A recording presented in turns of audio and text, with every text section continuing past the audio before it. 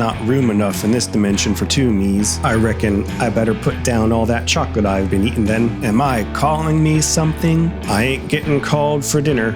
Alright, what's your business here? Well, take a look at this. I've got a rendezvous with destiny. What is that? It's a Herbig-Haro object, a space object that indicates where new stars being born. And I need to image that? Yep. I want to get at least 2, possibly 20. I can't do that. Oh, it's possible, but you'll need to. Not that, no. I'll need to shoot 30 hours. I've never had much success with that one. It's not narrowband, it's just a reflection.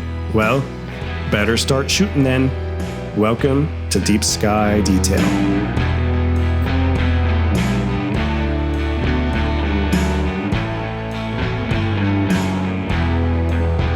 Alright, me, ready? It's January 31st, and there isn't much time. The HH objects are getting lower in the sky each night. Remind me what I'm doing again? Come on, that trope? Why not say, explain the plan to the audience? Shh, don't break the fourth wall. Oh, sorry. So, in M78, there are a ton of these HH objects. They're all over the place. But I've tried to image M78 before, and it never turns out well. It's a reflection nebula, and there's always just too much light pollution to get a good image. I'd need like 1,000 hours to make it work. That's the beauty of it. I'm not trying to get a good image of M78, I'm trying to get an image of a Herbig-Haro object. If I end up getting a decent image of M78 too, that'd be great. Herbig-Haro objects are so cool. I should explain what it is. They really are cool. There's no time right now to explain that though. It's getting dark. Time to get out there. I'll explain in a bit. Well, here I am. I'm getting my GSO RC 6-inch telescope set up with my ZWO 294mm Pro camera. It's dark out, and my camera doesn't do well in low light. Also, my neighbors are kind of having a party, so I've got the sound off and I'm doing a voiceover. Here's my Raspberry Pi 4 with a small LCD screen running K-stars. I'll eventually end up turning the LCD screen off because I can control everything with VNC over Wi-Fi. I use K-stars to get perfect polar alignment using its polar alignment tool, and then I'll start imaging.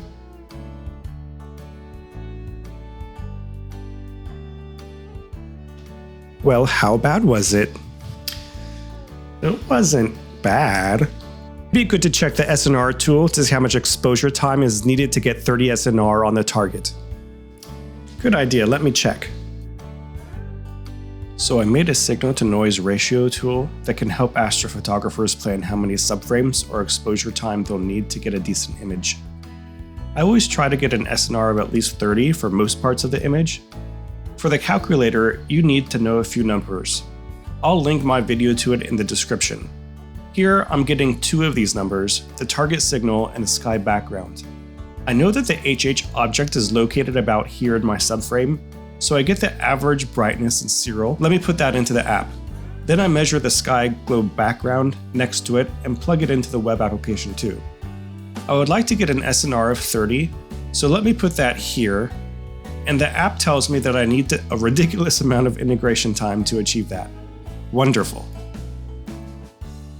Oh no, I'm gonna need 190 hours to get an SNR of 30.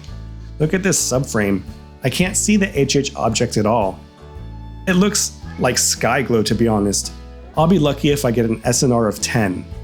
That is the problem. It's time to get imaging, I guess. Many months later. Wow, it's been a while. So how was the image? How much integration time was there? 190 hours? No. But the image is good, right? Can I see it? Hey, why don't I explain exactly what a Herbig-Haro object really is? Oh, good idea. One of the first HH objects discovered was by American astronomer Sherburne Wesley Burnham in 1890. Well, discovered might not be the best word because he really didn't know what it was. The object he found is now called Burnham's Nebula. It is located roughly here in Taurus. He was trying to find Hind's Variable Nebula, which was right beside it, but missed and saw the HH object in the observatory's 36-inch refractor. It's amazing what a larger aperture and dark skies can bring out when visually observing. In the mid-20th century, two astronomers, George Herbig and Herbig-Haro, would independently start classifying these objects. They were both studying star formation, and that's where the name comes from. HH objects are a type of emission nebula. They always seem to pop up with young new stars. I think at first, astronomers thought that the HH objects created new stars, but now the thinking is they show up where new stars are formed. As gas collapses to form a protostar, these powerful jets form and they light up the gas around them. Anton, a wonderful person, has a great video on this. I'll link it in the description. So let's see the image already. This is more interesting, I think. Look how windy it was over the past 4 months. The 6-inch GSO acted like a sail on my HEQ5 mount. It was hard to get good frames. That isn't interesting.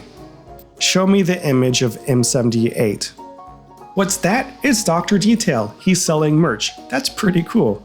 These videos take a lot of time and energy to create. I bet buying some merch would help a small creator like me out a bunch. Yeah, it really would. Or becoming a supporter on Buy Me a Coffee. But what about the image? So I used my 6-inch Rinchi creation because M78 fit pretty much perfectly in the frame. It's great, right? I also had to shoot under less than ideal conditions. Sometimes the moon was out. I could only get about 25 hours of total integration time. It's not ideal for... Yes, now for the image, please. Stop trying to distract me. Okay, but why is M78 such an interesting place for HH objects? Oh, that's a good question. I found this scientific paper on M78 from 1999, and they catalog a ton of HH objects around M78, 17 in this paper alone. It's not that surprising, as M78 is part of the larger Orion Molecular Cloud Complex. It's a star-forming powerhouse. 3 of the HH objects are bright enough to pick up in amateur astrophotography images, HH 24 through 26. Hey, I see what you did there. Okay, here's the finished image of M78. I can definitely make out HH 24. HH 25 and 26 are below this larger patch of nebulosity. They're just smudges. I'll overlay the figure from the scientific paper over my image of M78 to check if I can see for any other HH objects. Well, I definitely got HH 24 and HH 25. I may have barely missed HH 26. The other HH objects seem to be obscured by the dust in M78, which is common. You might be able to make the case that HH 23 and HH 24 are visible, but I don't think so. Let's compare my image of HH 24 to Hubble. The jets themselves are masked. Hubble was able to image it through infrared light, but in my image you can see the jets indirectly as a dark line as it pushes other gas and dust away. Pretty awesome, even if the image itself isn't that great. It is awesome, and so is this video I did about drawing any astrophotography image with just circles. Thanks for watching.